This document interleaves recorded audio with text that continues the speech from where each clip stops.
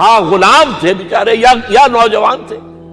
نوجوانوں پر بزرگوں کو خود ہی حق حاصل ہوتا ہے جو چاہے کرے, اور غلام تو ملکیت ہوتا ہے, زندہ ذبح کر دے تبھی کوئی پوچھنے والا نہیں. تو جو بیت رہی تھی بلال پر, ابو فقیہ پر, زنیرہ پر, جو ان پر بیت رہی تھی, جو خباب پر بیت رہی تھی, جس طرح ہلاک کیا گیا ہے حضرت سمیہ کو, حضرت یاسر کو, یہ ساری تکلیفیں انہیں بھی تھی. لیکن کیا اس کا یہ بالواسطہ ایذا محمد کے لیے نہیں تھا صلی اللہ علیہ وسلم, آپ کے ساتھی, آپ کے جانثار. لیکن آپ ان سے بھی کیا کہیں, فصبروا فصبروا فصبروا. جب ابو جہل بدترین ٹارچر کر رہا تھا حضرت سمیہ اور حضرت یاسر کو رضی اللہ تعالی عنہما, آپ کے علم میں ہے کیسی کیسی ٹارچر کی ہے. جوان بیٹے کو باندھ دیا ایک ستون کے ساتھ, اس کی نگاہوں کے سامنے برہنہ کیا ہے ماں کو.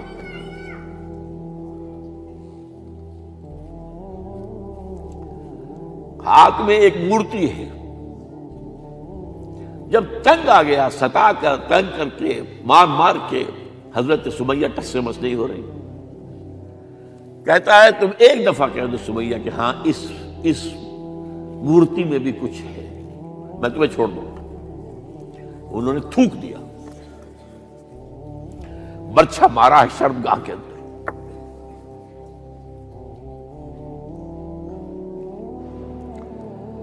کتنی تکلیف پہنچی ہوگی حضور کو, لیکن آپ گزر رہے. اصبروا یا آل یاسر فإن موعدکم الجنہ. اے یاسر کے گھر والوں صبر کرو, تمہارے استقبال کی تیاریاں ہو رہی ہیں جنت. یہ سیرت کوئی بناتا سناتا ہے, یہ سیرت. یاسر کے ساتھ کیا کیا ہے, 4 اونٹ نر سانڈ, اور ان کے ساتھ رسے باندھ کر ایک رسے سے ان کا ایک بازو باندھا, ایک سے دوسرا بازو, ایک سے ایک ٹانگ, دوسرے سے دوسری ٹانگ. انہیں دوڑایا ہے کہ پرکھتے ہو جیسے قسم کے. یہ دین ایسے ہی قائم نہیں ہوا. عدل و انصاف کا نظام ٹھنڈے ٹھنڈے قائم نہیں ہوتا, گھر میں آرام سے بیٹھے ہوئے قائم نہیں ہوتا. اور سنیے, 3 برس شیب بنی ہاشم کے تو قید ہے, 3 برس. اور یہاں کی قید پر قیاس نہ کریں.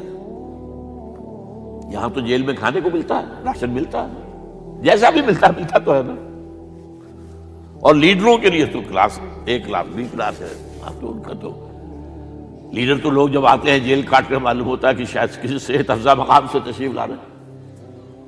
وہاں کیا تھا, ٹوٹل بائیکاٹ.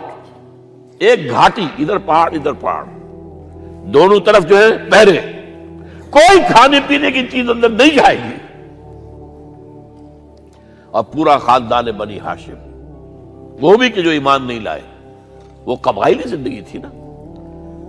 بنو ہاشم چونکہ حضور کو پشت پناہی چھوڑنے کو تیار نہیں ہوئے, ابو طالب نے آخری وقت تک بھی ساتھ نہیں چھوڑا.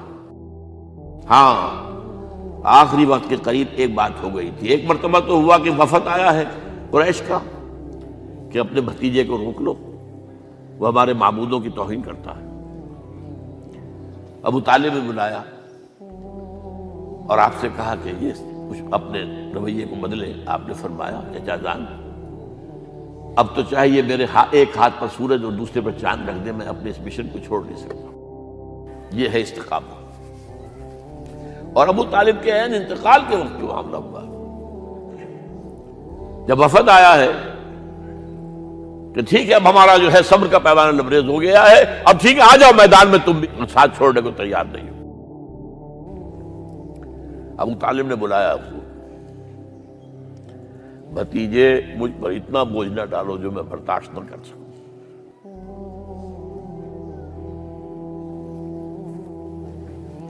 حضور کی آنکھوں میں آنسو آ گئے. چچا جان اب تو یا یہ بات بری ہوگی یا میں اپنے آپ کو ختم کر دوں, اسی میں ختم ہو جاؤں. بہرحال شیب بنی ہاشم میں 3 برس اس حال میں گزرے ہیں ٹوٹل بائیکاٹ، کوئی کھانے پینے کی نہیں۔ کچھ لوگ تھے شریف النفس، مثلاً حکیم بن حزام تھے رضی اللہ تعالیٰ اور بعد میں ایمان لے آئے،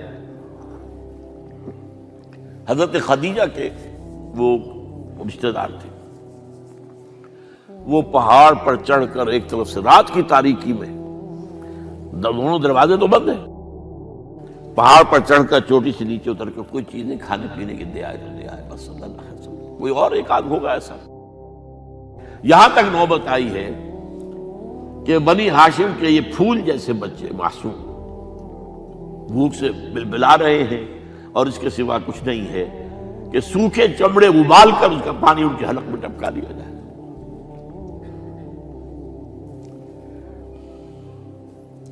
اور جو ہوا وادی طائف میں، جب مکے والوں نے فیصلہ کر لیا کہ آپ قتل کر دو، ابو طالب بھی فوت ہو چکے ہیں، اب کوئی اندیشہ نہیں، کوئی خانہ جنگی شروع نہیں ہوگی، کوئی انٹرا ٹرائبل وار نہیں ہوگی،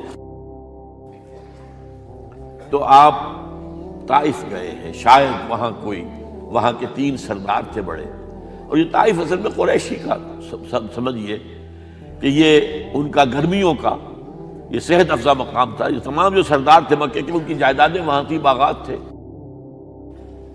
اور وہاں کے بھی 3 سردار تھے، تو شاید ان میں سے کسی کو اللہ توفیق دے دے۔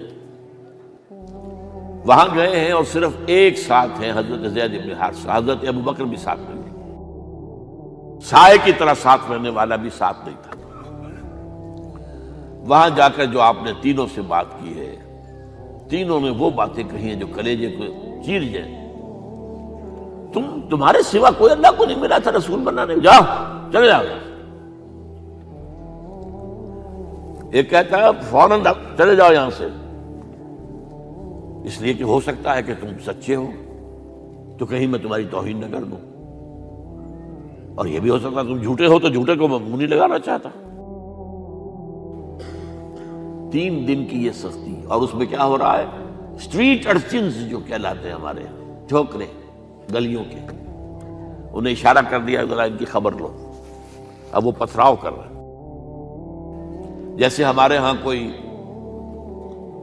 آ جاتا ہے، کوئی نیم پاگل یا کوئی اور کسی طرح کا مست قسم کا آدمی، اور اس کے اوپر چھوکرے چاروں طرف ہوں اور ستا رہے ہوں، یہ نقشہ تھا، اور طائف کی گلیاں تھیں، اور محبوب رب العالمین تھے۔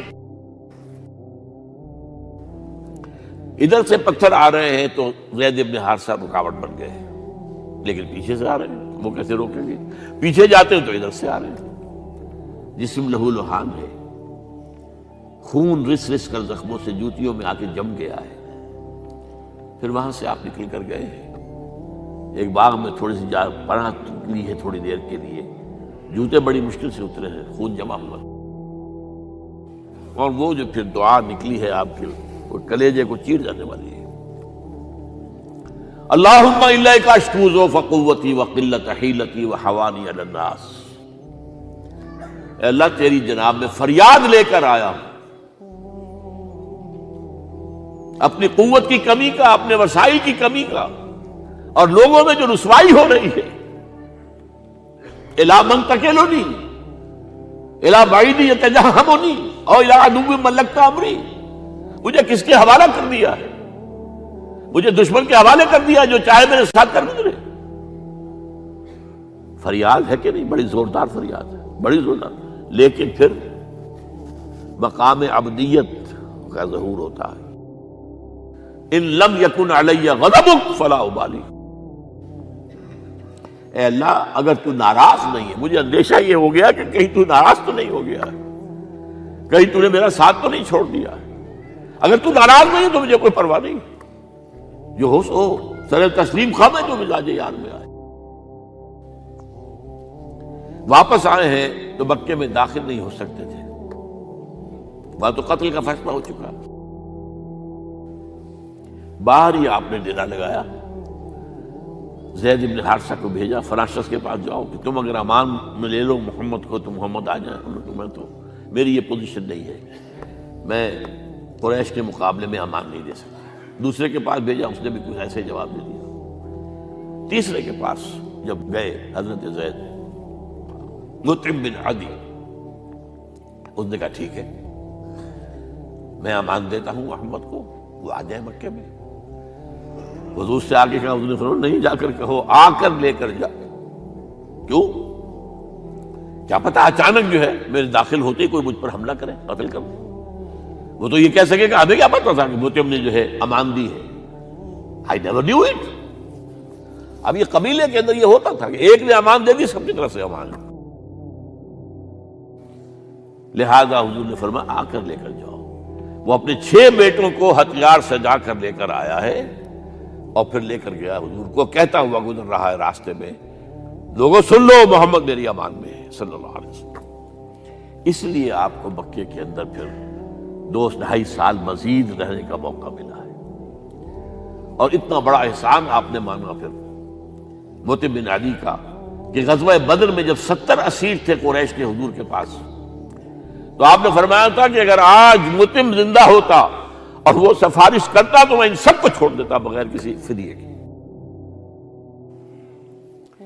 بہرحال یہ چند باتیں میں نے آپ کو بتائی، باقی تو یہ کہ غار ثور ہے کیسی کیسی، اور پھر غزوہ بدر سے پہلے کی رات ہے، اور وہ آپ کا زندگی کا طویل ترین سجدہ ہے اس میں، جہاں تک یہ الفاظ بھی آپ نے کہہ دیا، اللہ اگر کل یہ جو 313 یہاں جمع ہیں اگر یہ ختم ہو گئے تو پھر قیامت تک تیرا نام لینے والا کوئی نہیں ہوگا، میں آخری رسول اور میری یہ 15 برس کی کمائی ہے۔ اس وقت کہا حضرت ابوبکر نے، وہ پہرےدار کی حیثیت سے کھڑے تھے، کہ حسبک حسبک حضور بس کیجئے بس کیجئے۔ بہرحال بدر ہے، احد ہے، زخمی ہوئے ہیں، دندان مبارک شہید ہوئے ہیں، خون اتنا بہا ہے کہ بے ہوش ہو گئے ہیں، اور خبر اڑ گئی ہے کہ آپ شہید ہو گئے۔ یہ سب کچھ، اور سب سے بڑھ کر حمزہ کی لاش سامنے آئی،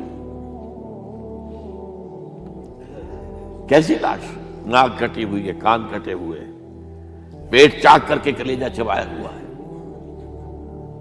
کس طرح برداشت کیا ہوگا آپ نے؟ اپنے اوپر تاری کر کے دیکھیں، یہ حمزہ کون ہے؟ چچا ہے، دودھ شریک بھائی ہے، خالہ داد بھائی ہے، ساتھ کا کھیلا ہوا ہمجولی ہے، اور اس کی لاش ہے۔ جو قلب اطہر پر بیت رہی تھی وہ مدینے میں آ کر ایک بڑا ماحول بدلا ہوا تھا، تب وہ بات سامنے آ گئی۔ جب آپ مدینے واپس تشریف لائے ہیں تو ظاہر بات ہے کہ زیادہ انصار کے لوگ تھے جو شہید ہوئے تھے۔ بدر میں مہاجرین تو میرے خیال ہے 1/4 تھے نمبر کے اندر، 3/4 تو انصاری تھے۔ اسی طریقے سے احد کے اندر معاملہ ہے، تو مختلف گھروں سے عورتوں کے بین کرنے کی آوازیں آ رہی تھی، اس لیے کہ اس وقت تک بین کرنا حرام نہیں قرار دیا گیا تھا، ممنوع نہیں تھا۔ آوازیں سن کر حضور کی زبان مبارک سے نکل گیا، اما حمزہ تو فلا بواکی لہو، ہائے حمزہ کے لیے تو کوئی رونے والی بھی نہیں ہے۔